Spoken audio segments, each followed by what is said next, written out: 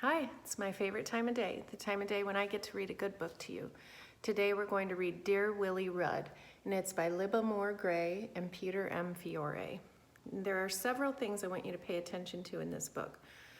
First of all, the illustrations are so good in this book, and the colors and the perspective that the illustrator chose for the pictures on each page are really important to the story, and they add so much to it, so I want you to pay attention to that. Also, I'm sure you know that in the history of our country, we haven't always treated people fairly. And sometimes people couldn't ride in the front seat of a bus. They couldn't take the front door into a place. They had to go through the back door. They couldn't eat in the dining room. They had to eat in the kitchen. And all those things were based just on the color of their skin. It sounds silly now, but it wasn't that long ago. And this is a book about this little girl's perception of that and her experience with that, with this woman whose name is Willie Rudd. It's a great book. And I thank Mrs. DuBose for letting me borrow it. Isn't this a beautiful illustration? Miss Elizabeth felt troubled. She went out on the front porch and sat in her grandmother's big green wicker rocker. And she rocked, and she rocked, and she rocked. She put her head back and closed her eyes. She could smell the perfume from the blossoms on the tall magnolia tree in the side yard. She could hear the bees buzzing around the abelia bushes in the front yard. She could hear the mourning doves, the color of evening, cooing in the backyard. And Miss Elizabeth remembered. She remembered all the way back, 50 years, when she was a very little girl. So I want you to notice some things on this page. Look at the colors the illustrator used. And they even talk about the colors of evening right here. Do you see that this is the colors of evening in this picture? And look how she's looking back. And she is looking back. She's looking back in the past. And she's remembering things that happened to her when she was a little girl. I also like how the author chose to talk about mourning doves. Some people think mourning doves are called that because they come out in the morning, but that's not the case. It's mourning spelled like this with a U in it. And when you're in mourning, you're sad. So it's kind of making a sad sound. She remembered Willie Rudd, now surely gone to heaven if anyone ever has. She remembered the feel of Willie's big lap, covered with a flowered apron, the feel of Willie's generous bosom against her cheek. She remembered Willie's songs, rumbling up through her large body and out her mouth.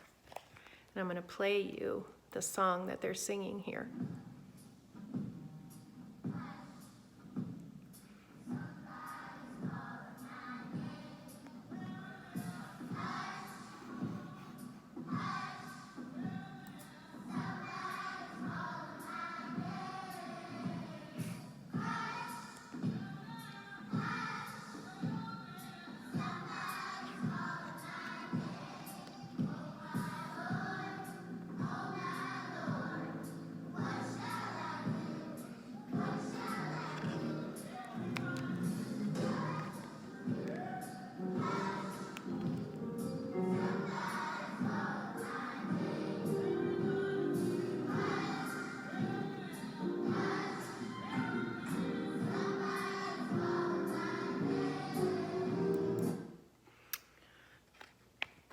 She remembered her wearing leather shoes, split on the sides, to comfort those feet that used to give her such miseries. She remembered her on her knees, scrubbing the patterned linoleum floor. Do you see how the illustrator chose this perspective where we're looking down on her? Because at one time in our country, people like her were looked down upon. Miss Elizabeth opened her eyes. She stood up. She went into the house and got her pen and her best writing paper with the flowers on the border. Then she sat down and wrote.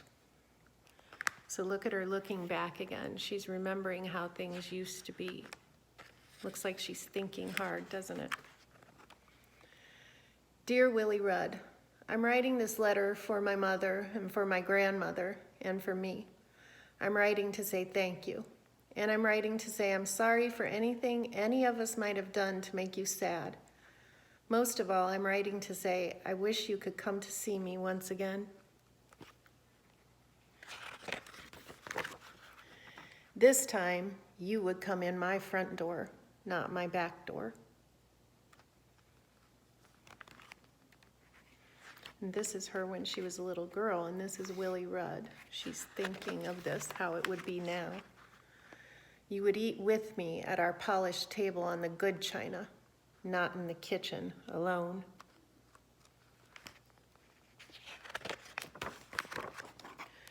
We would go to the movies and sit together in the front row.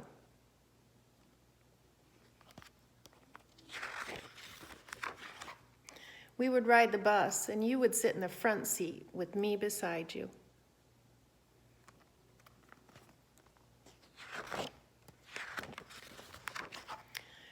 We would sit on the front porch and sing songs, and I would bring you iced tea in my grandmother's crystal glass. Then I would see you to the door and hug you goodbye and say, "Come again soon, Willie Rudd. I miss you, Elizabeth. P.S. I never told you I love you, and I do."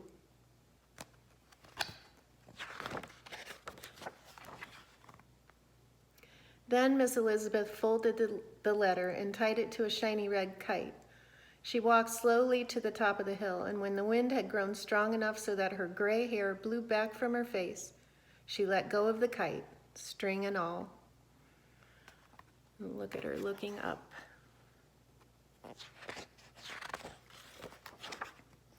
After a bit, Miss Elizabeth walked back down the hill and sat in the big green rocker on the front porch.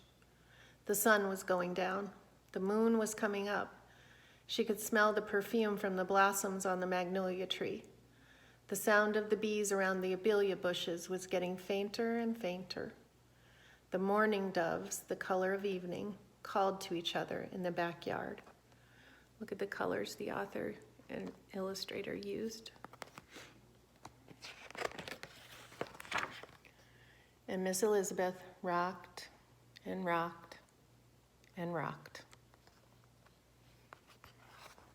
So what do you think she was thinking about? I think she was thinking of her time with Willie Rudd, and maybe how Willie Rudd had been treated, and she didn't like that, and she regrets how Willie Rudd was treated when she was a little girl.